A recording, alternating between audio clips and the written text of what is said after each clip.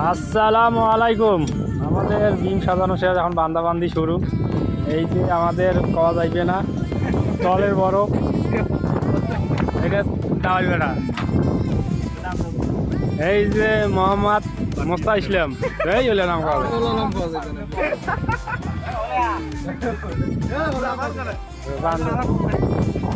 দেখি ওরা পুরো নায়ক। ও আমাদের বান্দাবান্দি শুরু হচ্ছে। এই যে আমার ভাতিজি, না ভাতিজে,